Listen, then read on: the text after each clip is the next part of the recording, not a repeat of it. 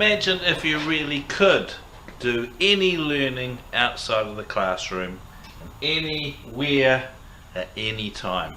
Wouldn't that be cool? As a scientist and as a science teacher, I know one of the biggest barriers to quality learning in science is access to science equipment.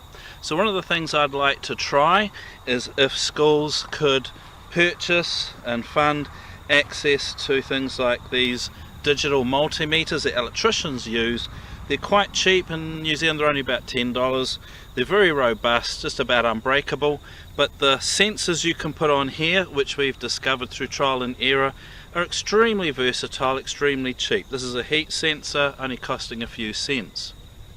If we can get students to have something like this as part of their stationery, they can do science learning and gathering authentic data in their space, in their time, in a more authentic, holistic way of learning and observing the world, such as this dairy farm, and we have national parks bordering further up the road.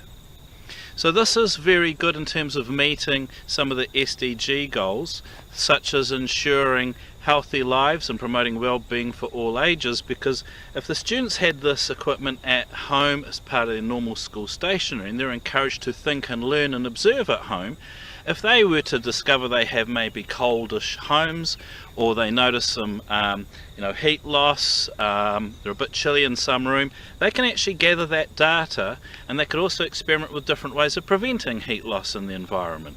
There's all sorts of things you can do.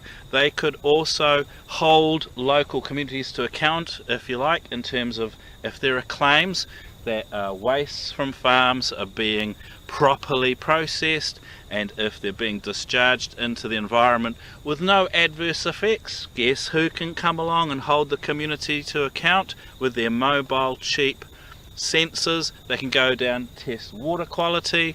There are probes you can put in the ground, test the soil quality very cheaply. We gather the data at home and we talk about it in class, and because it's come from home and it's from our community, it should stick more, rather than we go to our traditional, maybe a science class, doing experiments with gear that we'll never see again or we'll never have access to at home. So it's kind of almost tick the box science learning. That's what I'd like to see differently. This also increases